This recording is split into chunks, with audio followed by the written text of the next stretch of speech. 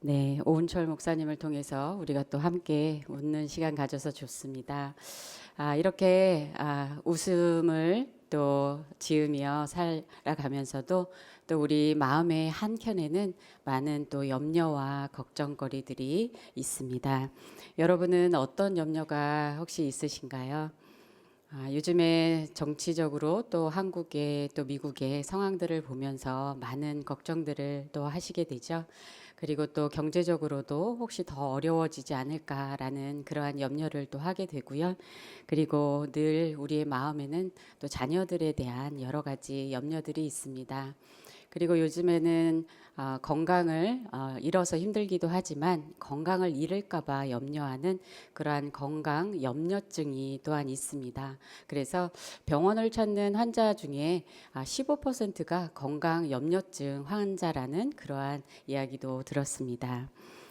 며칠 전에는 저희 막내 아이가 저한테 와서 학교에서 환경에 대해서 배웠는지 그러더라고요. 엄마, 걱정이 있는데 10년 안에 지구가 망할 것 같아라고 그렇게 말하는 것이었습니다. SNS가 발달한 우리 시대 속에서 여러 사건과 사고와 재해 소식을 들으면서 우리는 더 많은 염려 속에서 살아가고 있습니다. 그리고 어떤 분은 혹시 지금 너무 편안하고 걱정이 없는 게 그것이 또 걱정이 되는 그런 분도 계실 것 같습니다.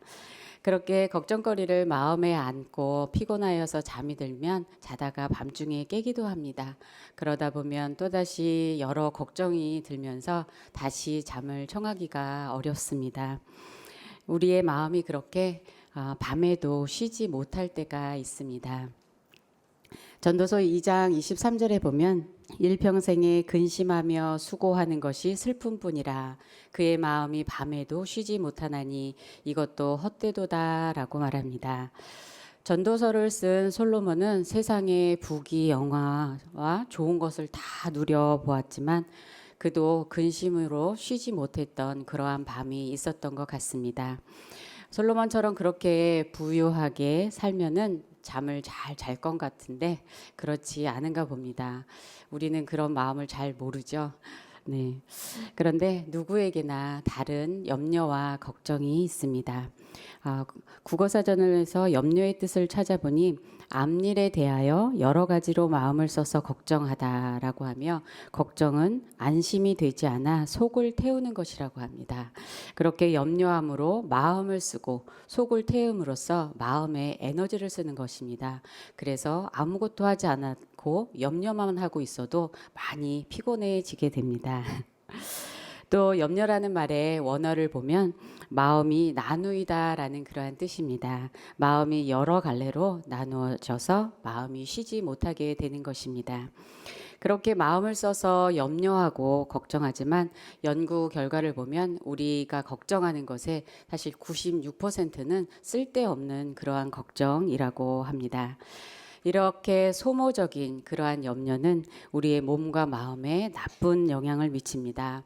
잠언 17장 22절에 보면 마음의 즐거움은 양약이라도 심령의 근심은 뼈로 마르게 하느니라 라고 하며 또 시편 6편 7절에서는 내 눈이 근심을 인하여 쇠한다 라고 말을 합니다. 근심으로 우리의 뼈도 마르고 또 우리의 눈도 쇠어진다 라고 말하는데요. 이렇게 쓸데없는 걱정이기도 하고 우리 몸에 안 좋은 그러한 염려들을 그런데 문제는 우리가 염려를 하지 말아야지라고 그렇게 생각하는데도 또 염려를 한다는 것입니다. 그러면 우리가 이러한 염려를 하는 근본적인 이유는 무엇일까 생각해 보게 되는데요. 그것은 염려가 바로 사람의 기본 욕구와 연결되어 있기 때문입니다. 그러므로 우리는 먼저 염려하게 되는 기본적인 우리의 욕구를 이해하는 게 필요합니다. 첫 번째로는 염려는 신체적인 욕구와 관련이 됩니다. 신체적 욕구는 먹고 자고 입는 등 생활에 필요한 가장 기본적인 요소들과 관련된 것입니다. 우리는 가장 기본적인 이 욕구가 채워지지 않을까 봐 염려하게 되는 것입니다. 예수님은 마태복음 6장 25절에서 그러므로 내가 너희에게 이르노니 목숨을 위하여 무엇을 먹을까 무엇을 마실까 몸을 위하여 무엇을 입을까 염려하지 말라. 목숨이 음식보다 중하지 아니하며 몸이 의복보다 중하지 아니하냐라고 말씀하셨습니다. 예수님은 우리의 이러한 필요와 그것에 대한 염려를 아셨습니다. 무엇을 먹고 마시고 입을까 염려하는 것, 이러한 생존과 관련된 필요가 우리 안에 있기 때문에 그것은 염려로 나타나기 쉬운 것입니다. 두 번째로 염려는 안전의 욕구와 관련이 됩니다. 이것은 신체적인 또 감정적인 경제적인 그런 위험으로부터 보호받고 안전해지기를 바라는 욕구입니다. 이 욕구는 내가 얼마나 통제할 수 있는지와 관련되어 있습니다. 2차 세계대전 때에 전쟁이 군인들에게 미친 영향을 심리학자들이 조사하였는데요.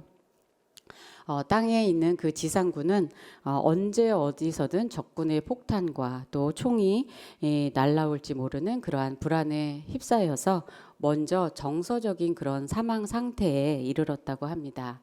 반면에 하늘에서 전투기를 조종하는 조종사들은 사망률은 높지만 상대적으로 그 마음이 평온했다고 합니다. 그들은 조종석에 앉아서 자기가 조종을 할 수 있기 때문에 자신의 운명이 자기 손에 달려 있다라고 그렇게 생각했기 때문인 것입니다. 통제가 가능한 상황은 우리에게 평안함을 가져다 주지만 통제가 불가능한 그러한 상황은 두려움과 염려를 가져옵니다.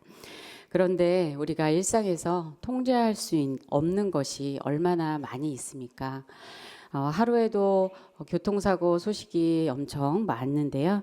그것도 나만 운전을 잘한다고 그것을 막을 수 있는 것도 아니고 또 자연재해도 우리가 막을 수 있는 게 아닙니다.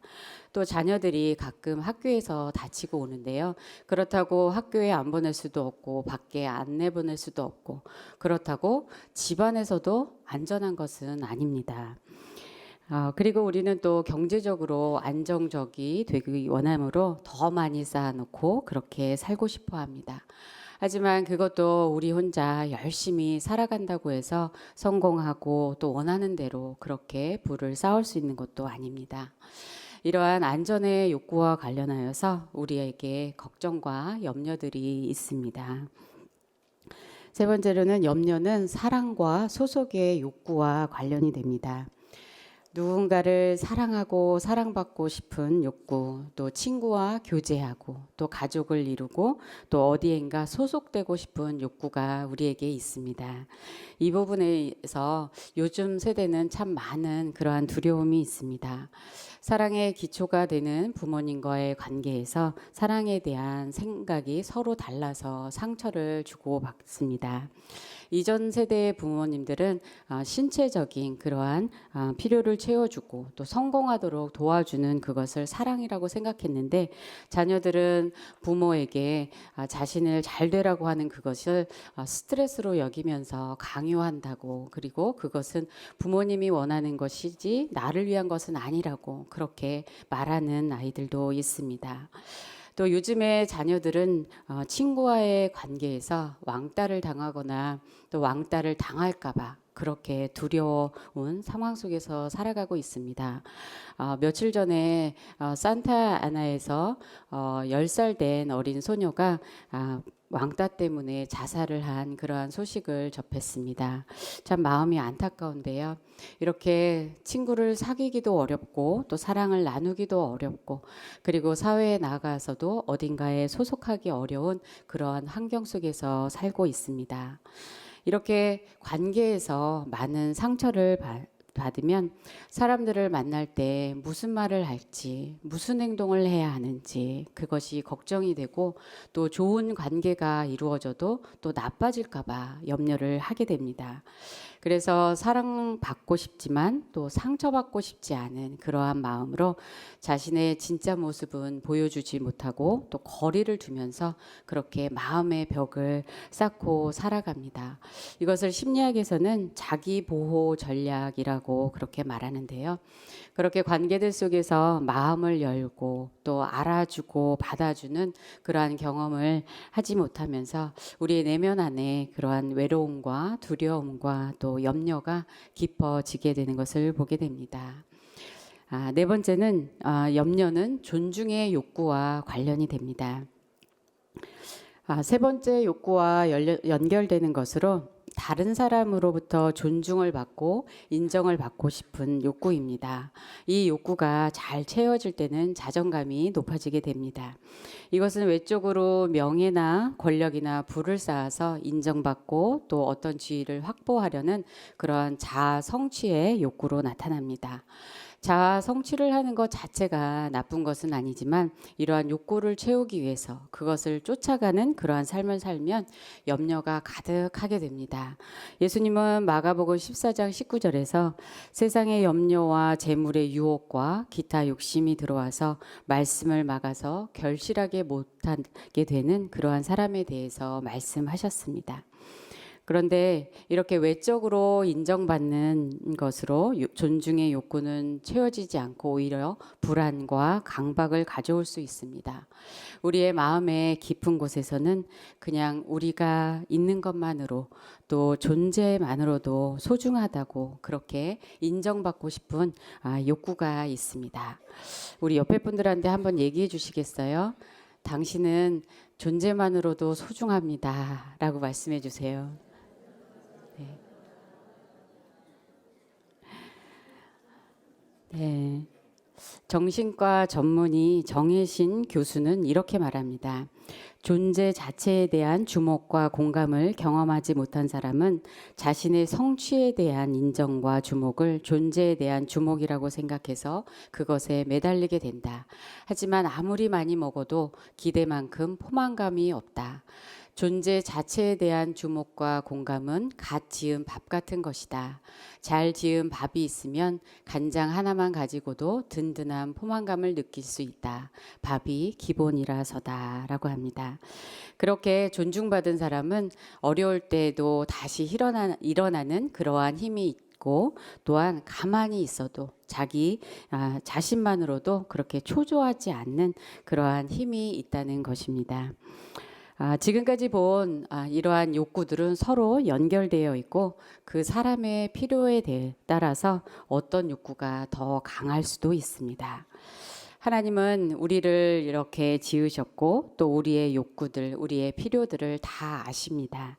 그런 하나님은 너희 염려를 다 맡기라고 말씀하십니다. 그러면 어떻게 우리가 그 염려들을 하나님께 맡길 수 있을까요? 우리가 하나님을 신뢰할 때 염려를 맡길 수 있습니다. 하나님에 대한 믿음이 커질수록 염려는 사라지게 됩니다. 조지 뮬러는 걱정의 시작은 믿음의 끝이요, 믿음의 시작은 걱정의 끝이다 라고 말했습니다. 먼저 우리는 하나님의 주되심을 신뢰함으로써 맡기게 됩니다. 염려를 맡기려면 하나님의 주되심, 주권을 알고 인정하는 것이 중요합니다. 하나님은 우리의 염려와 상관없이 세상을 다스리시고 또한 우리의 삶도 선하게 다스리고 계십니다. 그런데 우리는 우리 자신과 자녀와 직장과 또 교회와 또 세상까지 내가 원하는 대로 또 내가 원하는 때에 그렇게 되지 않으면 염려하고 걱정하고 또 때로는 화를 내기도 합니다. 이것은 우리 스스로가 주인이 되어서 모든 것을 통제하기 원하는 모습입니다. 잔네 규영은 걱정하는 것은 자신이 스스로에게 하나님이 되는 것이다 라고 그렇게 말했습니다. 그러므로 염려는 근원적으로 교만과 불순종과 연결되어 있습니다. 아담의 원죄는 자신이 하나님과 같이 되려고 하는 그러한 교만과 또 하나님의 말씀을 어긴 그러한 불순종에서 비롯된 것입니다. 그래서 하나님이 주신 것들에 만족하지 않고 자신이 하나님이 되어서 다스리려고 했던 것입니다. 그런데 생각해 보면 내가 다스리면 다 잘 될까요? 네. 혹시 내가 아니면 아무것도 안 돼라고 그렇게 생각하시는 분이 여기 계신가요? 네. 그런데 실제는 어떻습니까?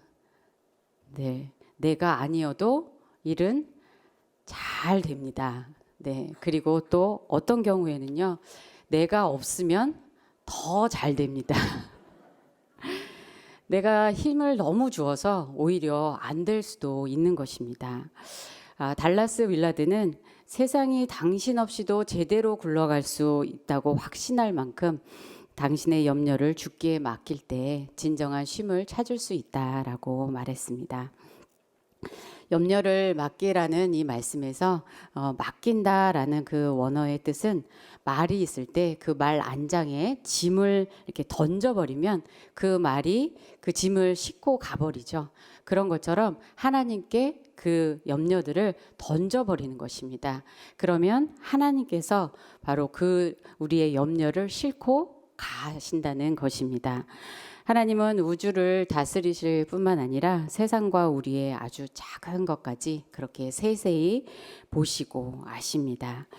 땅의 모든 다니엘 4장 35절을 보면 땅의 모든 사람들을 없는 것 같이 여기시며 하늘의 군대에게든지 땅의 사람에게든지 그는 자기 뜻대로 행하시나니 그의 손을 금하든지 혹은 이르기를 내가 무엇을 하느냐고 할 자가 아무도 없도다라고 말합니다.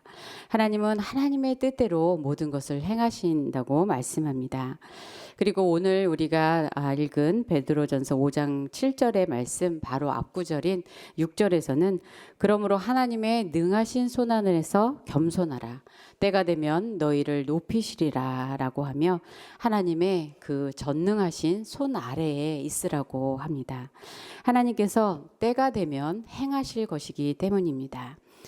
염려하는 그 문제들을 하나님의 전능하신 그 손 아래에 다 내려놓고 하나님의 놀라운 역사를 경험하게 되는 그러한 은혜가 우리에게 임하기를 소원합니다. 두 번째로 하나님의 돌보심을 신뢰함으로 맡기게 됩니다. 베드로전서 5장 7절 말씀을 우리 같이 읽어보겠습니다. 너희 염려를 다 주께 맡기라. 이는 그가 너희를 돌보심이라. 하나님께 염려를 맡기는 것은 하나님께서 우리를 돌보신다는 것을 믿기 때문입니다. 하나님은 만물을 돌보시고 또 우리 한 사람 한 사람도 돌보아 주십니다. 마태복음 6장 26절에서 공중의 새를 보라. 심지도 않고 거두지도 않고 창고에 모아들이지도 아니하되 너희 하늘 아버지께서 기르시나니 너희는 이것들보다 귀하지 아니하냐라고 말씀합니다. 공중의 새와 또 들의 백합화와 들풀도 돌보시는 그 하나님께서 우리가 더 귀하다고 그렇게 말씀하십니다. 그리고 아버지께서는 이 모든 것이 너희에게 있어야 하는 줄을 아신다라고 하십니다. 하나님은 우리의 필요를 아시고 돌보시는 사랑의 아버지이십니다. 그리고 그 필요를 공급해 주실 수 있는 능력이 있으신 아버지이십니다. 그런데 우리는 그것을 진정으로 믿고 그렇게 살아가고 있습니까? 전에 생활이 좀 많이 어려울 때가 있었습니다. 그때 하나님께서 저에게 그 시편 23편 1절에 여호와는 나의 목자시니 내게 부족함이 없으리로다 라는 이 말씀을 계속해서 저에게 이렇게 들려주시는 겁니다. 어딜 예배를 가도 그 말씀이 들리고 또 그때 결혼식장을 갔는데도 그 찬양으로 이 노래를 하는 것을 또 들었습니다. 그래서 이 말씀을 계속 묵상하면서 하나님 말씀에는 내게 부족함이 없다라고 하시는데 그런데 나는 계속 부족한데 라는 생각이 들면서 고민이 되고 또 그런 중에 너무 힘이 들어서 기도하는 그러한 시간을 가졌었습니다. 그러던 중에 저는 하나님께서 제가 알기도 전에 그렇게 오래 전부터 저를 돌보아 주셨다라는 것을 깊이 깨닫게 되었습니다. 지난주에 나눴던 저의 책가방을 들어주셨던 우리 아버지는 예수님을 믿기 전에 정말 방황하는 그러한 삶을 사셨다고 어머니에게 들었습니다. 어머니는 또 친정에서 반대하는 그러한 결혼을 했어서 생활이 어려워도 또 친정에 연락을 하지 못했다라고 말씀하시면서 저를 임신하셨을 때 잘 먹지를 못하였었는데, 그런데 특히 저를 낳기 2주 전에는 계속해서 그렇게 먹지를 못하셨다라고 말씀해 주셨습니다. 그런데 제가 태어날 때쯤 되어서 외할머니가 걱정이 되어서 집을 찾아왔는데 어머니가 굶고 있는 것을 보고 너무 놀라서 그래서 바로 나가서 계란 2주를 이렇게 사오셔갖고 어머니한테 이렇게 먹이면서, 그래서 어머니가 그것을 먹으면서 힘을 내서 저를 낳았다고 그렇게 들려주셨습니다. 그래도 건강하게 태어났죠. 그래서 여기까지 왔는데요. 그런데 늘 어머니는 이 얘기를 저한테 해주시면서, 그래서 네가 참 작은 것 같고 약한 것 같고 그런 어머니의 미안한 그런 마음이 있으신 것 같습니다. 그런데 그때에 것이 생각이 나면서 시편 139편 15절 16절 말씀에 내가 은밀한 데서 지음을 받고 땅의 깊은 곳에서 기이하게 지음을 받은 때에 나의 형체가 주의 앞에 숨겨지지 못하였나이다. 내 형질이 이루어지기 전에 주의 눈이 보셨으며 나를 위하여 정한 날이 하루도 되기 전에 주의 책에 다 기록이 되었나이다. 이 말씀을 생각이 났습니다. 어머니의 태 속에서 바로 나의 형체가 그렇게 이루어지기 전에도, 그때도 하나님은 저를 보고 계셨고 저를 지켜주셨고 저를 돌보아 주셨다는 것이 깨달아지면서 제 마음 깊은 곳에서 평안을 느끼게 되었습니다. 그러면서 저도 알지 못했던 그러한 깊은 그러한 결핍의 부분을 하나님께서 채워주시는 것을 주셨다는 것을 깨달았습니다. 그러면서 지금도 그리고 앞으로도 하나님께서 그 사랑으로 계속해서 돌보아 주시고 채워주실 것을 깊이 믿게 되었습니다. 조앤 프라이데이는 이런 말을 하였습니다. 우리는 모든 존재가 안전하고 행복하며 사랑받을 수 있도록 설계된 우주의 자궁 안에 살고 있다. 우리는 그저 주위를 가득 채운 이 아름다움을 알아보기만 하면 된다라고 합니다. 하나님은 이렇게 우리의 생활을 돌보아 주실 뿐만 아니라 사람들 속에서 상처받고 마음이 또 외로울 때, 그리고 세상에서 지치고 힘들 때 우리의 마음을 돌보아 주십니다. 우리가 얼마나 힘든지 알아주시고 우리의 마음을 위로해 주시고 눈물도 닦아 주십니다. 그렇게 하나님 앞에 나아갈 때마다 힘들 때 하나님께 말을 걸면 하나님은 내 모습 그대로 사랑한다라고 말씀해 주시고 또 때로는 그냥 옆에서 함께 있어 주십니다. 그렇게 하나님은 우리의 마음과 영혼의 깊은 부분까지 돌보아 주십니다. 하나님은 우리에게 육신의 필요를 위한 밥도 주시고 또 우리 영혼에도 갓 지은 따뜻한 밥을 주시는 그러한 좋으신 하나님이십니다. 무한히 넓고 깊은 그러한 사랑으로 우리를 섬세하게 돌보시는 하나님의 은혜를 더욱 누리는 저와 여러분이 되기를 소원합니다. 세 번째로, 하나님의 인도하심을 신뢰함으로 맡기게 됩니다. 하나님은 우리를 돌보아 주시면서 우리의 길을 인도하십니다. 우리는 염려하면서 여러 나쁜 생각과 생각을 하고 그대로 일이 벌어질까 봐 두려워합니다. 그런데 우리가 염려하는 그러한 일이 거의 일어나지 않은 게 그것이 얼마나 다행인지 모릅니다. 우리가 가장 염려하는 그러한 부분 중에 하나는 아마 자녀일 것입니다. 늘 마음에 생각을 하고 걱정을 하는데요. 저도 첫째 아이를 키우면서 처음 엄마 노릇을 하면서 정말 염려를 많이 하였습니다. 항상 A만 맞던 아이가 중학교에 들어가면서 수학에서 B를 맞았습니다. 여러분 안 놀라시는데요. 저는 아이가 연속으로 B를 맞아 2번을 그렇게 맞아오면서 염려를 하기 시작했습니다. 우리 아이가 이러다가 공부를 싫어하는 게 아닌가, 공부를 못하는 게 아닌가. 그러면서 당장 학원에 가야 된다고 아이를 끌고 학원에 등록하고 아이는 싫다고 하는데 들어가야 된다고 하면서 학원 앞에서 싸운 적이 있습니다. 네, 그리고 또 학교에서 선생님이 오라고 전화를 받았는데요. 처음 그 전화를 받고 선생님을 만났는데 다른 친구들이랑 장난을 쳤다는 겁니다. 그리고 또 한 번은 시험을 아예 안 봤다는 겁니다. 그래서 그 선생님을 만나고 돌아오는 길에 저는 공부를 너무 잘해서 학교에서 연락이 오면 다 아이가 상을 받으니까 오라고 그렇게 그런 연락을 우리 부모님이 받으셨었는데 나는 왜 이렇게 힘든 길을 걸어가야 되나 이러면서 혹시 우리 아이가 잘못된 친구들하고 어울리는 게 아닐까, 그 인생이 나쁜 길로 가지 않을까 막 이런 염려들을 했었습니다. 네, 그래서 그런데 아이는 어떻게 되었을까요? 네, 그렇게 염려한 대로 가지 않았습니다. 그 가운데 오히려 제가 배운 게 정말 많았습니다.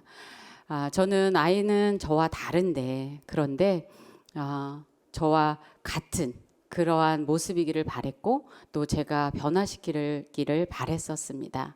그리고 또 아이든 성장하는 과정 중에 있는데 그때 사춘기 때에는 시험을 안 보면 어떤 기분이 들까 그런 생각으로 그냥 안 봤다라고 하는 것입니다. 그러면서 상상하지도 못했던 그런 생각을 해서 그렇게 하면서 그런데 지금 고등학생이 된 저희 아이가 엄마 그때 내가 그렇게 했던 게 돌아보면 너무 우습고 재밌어 라고 말을 합니다.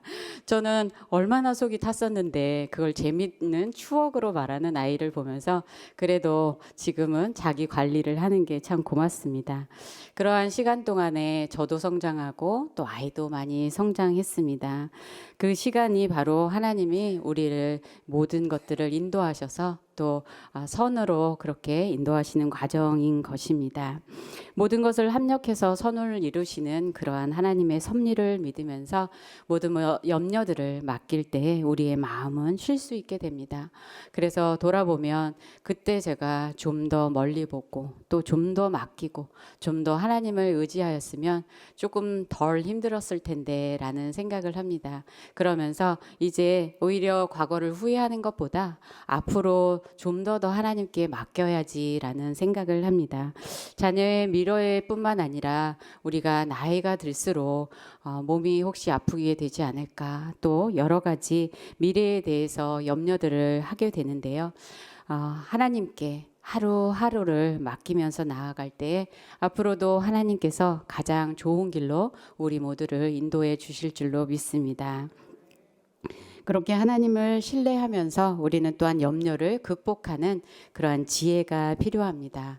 첫 번째는 한 마음을 가지도록 돌보는 것입니다. 염려란 마음이 나누어지는 것이라고 했는데요. 우리 마음이 여러 갈래로 그렇게 나누어지면 힘이 듭니다. 누가복음 10장에는 마리아와 마르다에 대한 이야기가 나옵니다. 마리아는 예수님 앞에 앉아서 말씀을 듣고 있지만 마르다는 많은 준비를 하는 가운데 마음이 분주하였습니다. 그러니까 가만히 앉아있는 마리아를 보면서 화가 나기도 하고 또 그 마리아를 그대로 두는 예수님께도 언짢은 그러한 마음이 듭니다. 이러한 마르다에게 예수님은 말씀하시죠. 내가 많은 일로 염려하고 근심하나 몇 가지만 하든지 혹은 한 가지만이라도 족하니라 라고 합니다. 원래 마르다의 마음은 예수님께 식사를 대접하여서 기쁘게 해드리고 싶은 마음이었습니다. 그런데 많은 일로 염려하다 보니까 마음이 나뉘고 흐트러지게 되었습니다. 그러다 보면 우리가 마음이 분주하면 쉽게 또 화를 내기도 하죠. 한 마음을 가지기 위해서는 우리의 마음이 어떠한지 돌아보아야 합니다. 그리고 정말 필요한 것들에 마음을 쓰고 있는지 또 살펴보아야 합니다. 신경 끄기의 기술이라는 책을 쓴 마크 맨스는 이렇게 말합니다. 좋은 삶을 살려면 더 많이 신경 쓸 게 아니라 더 적게 신경 써야 한다라고 합니다. 요즘 시대에 우리의 마음을 끌고 신경을 쓰게 하는 것들이 너무 많죠.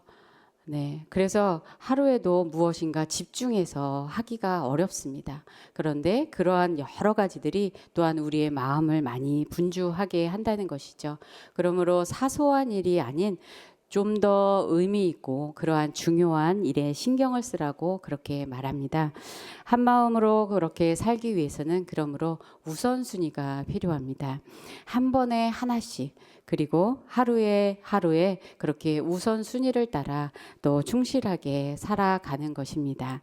그렇게 마음을 정할 때에 마음이 더 편안해지는 것을 경험하게 됩니다.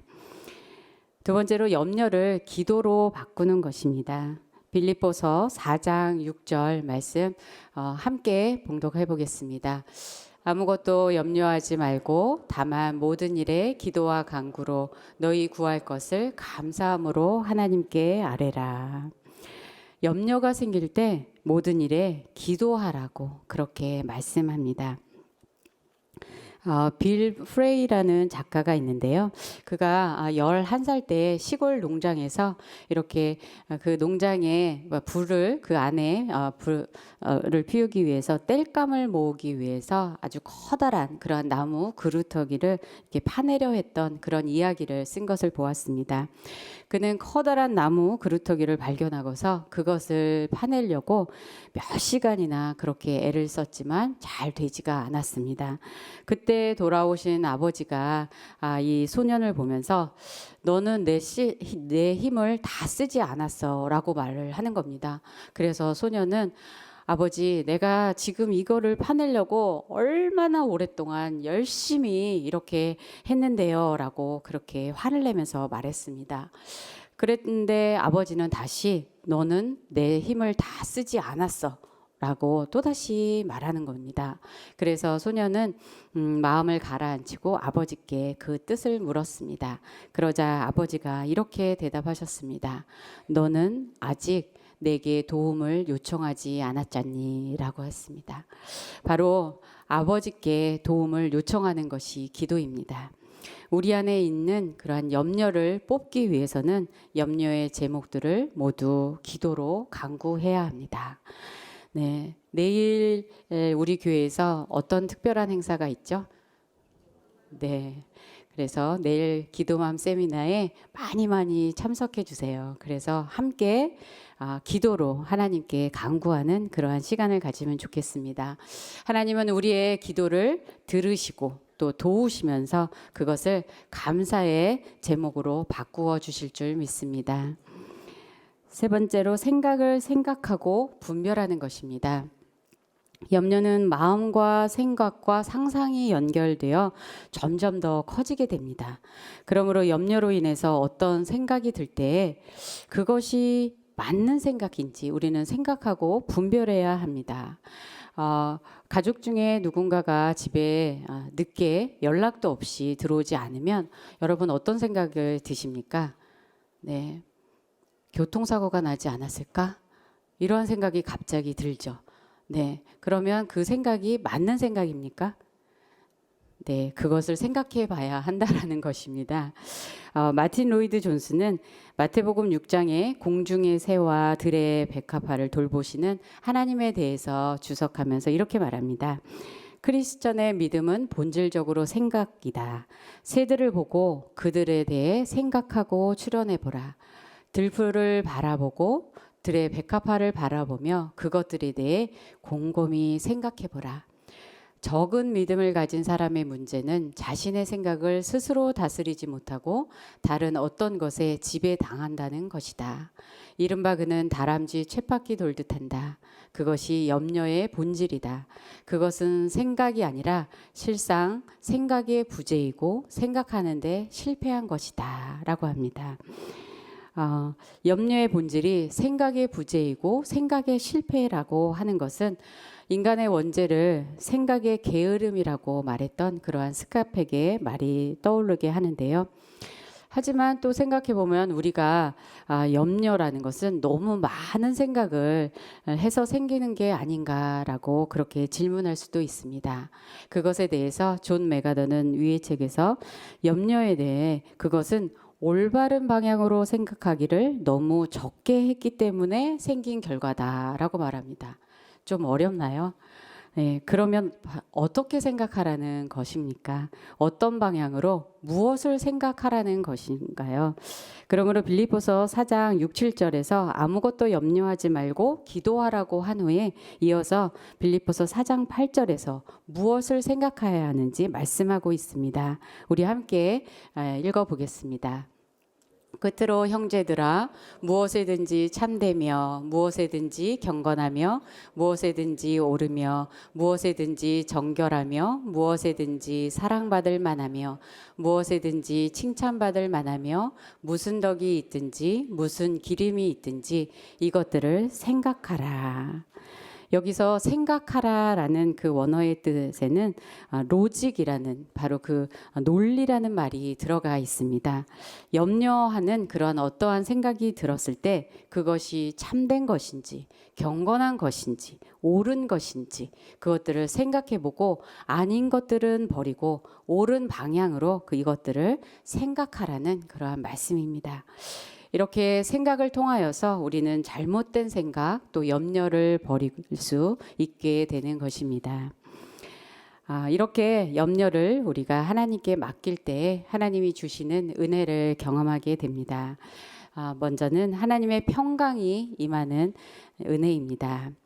염려를 기도로 바꾸어 감사함으로 하나님께 아뢰 때 빌립보서 4장 7절에서는 그리하면 모든 지각에 뛰어난 하나님의 평강이 그리스도 예수 안에서 너희 마음과 생각을 지키시리라 라고 말씀합니다.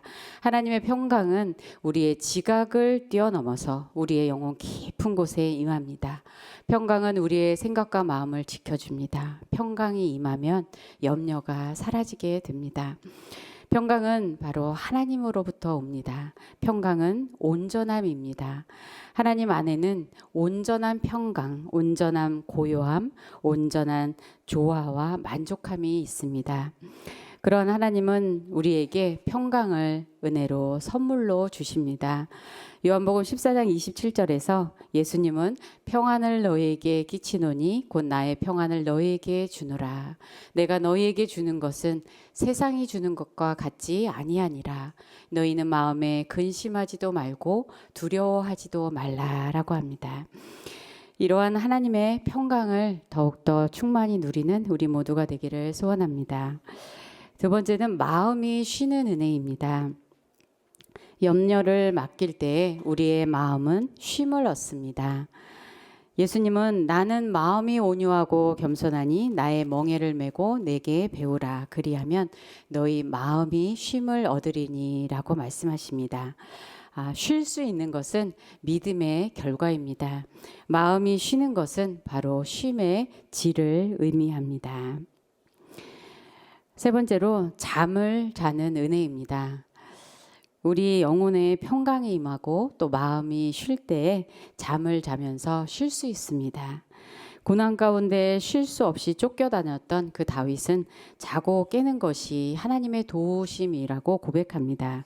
시편 3편 5절에 내가 누워 자고 깨었으니 여호와께서 나를 붙드심이로다 라고 합니다. 또한 시편 4편 8절에서는 내가 평안히 눕고 자기도 하리니 나를 안전하게 살게 하시는 이는 오직 여호와이시니이다 라고 합니다. 잠을 잘 자는 것도 은혜인 것입니다. 유대인들에게 하루는 아침이 아닌 저녁부터 시작이 되는데요. 저녁에 자고 쉬는 동안에 하루가 시작된다고 그렇게 여기는 것은 하나님을 신뢰한다는 의미입니다. 우리가 자는 동안에도 하나님께서 우리를 위해서 일하십니다. 그래서 우리가 저녁에 잘 때 몸이 피곤하고 아플 때도 있는데 또 새 아침을 맞이해서 눈을 뜨면 우리의 몸이 많이 회복되는 것을 경험합니다. 그리고 또 밤새 하나님은 일을 하셔서 우리는 그것을 자연의 자정작용이다라고 그렇게 말을 하지만 하나님께서 바로 만물을 돌보아 주셔서 공기도 자연도 그렇게 회복이 되는 은혜가 있습니다. 그러므로 우리는 하나님께 맡기고 잠을 자는 것입니다. 우리 좋아하는 말씀인데요. 시편 127편 2절 말씀에 여호와께서 그의 사랑하시는 자에게는 잠을 주시는도다라고 하죠. 그래서 저는 이 말씀을 보면서 설교 중에 혹시 약간 조는 분이 계셔도 하나님이 그 마음에 쉼을 주셔서 잠을 자게 하시는구나라고 생각하며 기뻐하기로 했습니다. 이 말씀은요. 그런데 하나님께서 사랑하는 자가 잠자는 동안 필요한 것을 주신다라고 그렇게 해석하기도 한다고 합니다. 그러므로 날마다 하나님의 은혜로 잘 주무시고 잘 쉬시면 좋겠습니다. 달라스 윌라드는 이렇게 말합니다. 쉼은 우리의 믿음을 가늠하는 주요 테스트이다. 우리는 쉴 수 있는가? 음식과 수면 같은 작은 것들이 우리가 우리의 신체적 본성을 통해 자신을 하나님께 복종시키는 법을 배우는 근본 방법이다. 우리는 주님 안에서 쉬고 인내하며 그분을 기다린다.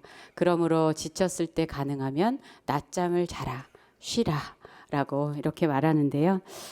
그러면서 그러면 이렇게 쉬는 것이 믿음의 테스트면 우리 교회에서 가장 믿음이 좋으신 목사님이 누구신가라는 생각을 오늘 해보게 되었습니다. 여러분 우시는 걸 보면 다 아시는 것 같은데요. 수시로 하나님께 잘 맡기고 주무시는 우리 오 목사님께서 가장 믿음이 좋으신 분이라고 믿습니다. 네, 그렇게 우리는 하나님의 품속에서 고요한 쉼을 누리기 원합니다. 예수님도 하나님 아버지의 품속에 계셨습니다. 요한복음 1장 18절에서 본래 하나님을 본 사람이 없으되 아버지 품속에 있는 독생하신 하나님이 나타내셨느니라 라고 합니다. 예수님은 아버지의 품속에서 사랑을 받으셨습니다. 그리고 이 땅에 오셔서 하나님의 사랑을 십자가에서 보여주셨습니다. 그리고 아버지께서 나를 사랑하신 것 같이 나도 너희를 사랑하였으니 나의 사랑 안에 거하라 라고 하셨습니다. 쉼이 없고 또 지치고 힘든 모든 사람에게 예수님은 그 사랑의 품 안으로 초대하십니다.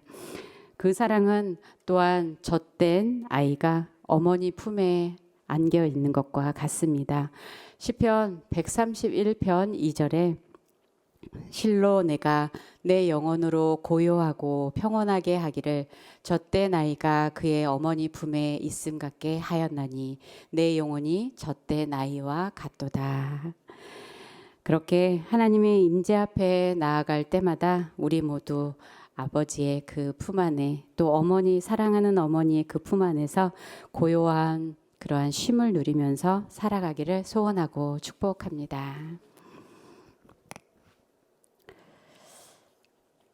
하나님, 우리의 모든 필요를 아시고 우리의 상황도 우리의 마음도 아시는 아버지께서 이제 모든 염려를 아버지께 맡기라고 말씀하여 주시니 감사합니다. 아버지께 맡기며 기도하오니 모든 걸 다스려 주시고 인도하여 주시옵소서. 하나님께서 사랑의 손길로 전능하신 손길로 우리 삶을 돌보아 주시고 우리의 마음과 영혼 깊은 곳까지 사랑으로 채워주시니 감사합니다. 그렇게 함께 하시는 하나님을 믿으며 하나님 주시는 평강을 누리도록 인도하여 주시옵소서. 하나님의 품 안에서 마음의 쉼을 얻고 잠을 자고 안식하며 고요함 가운데 다시 힘을 얻어서 승리하며 살아가도록 은혜 내려 주시옵소서. 감사하며 예수님의 이름으로 기도합니다. 아멘.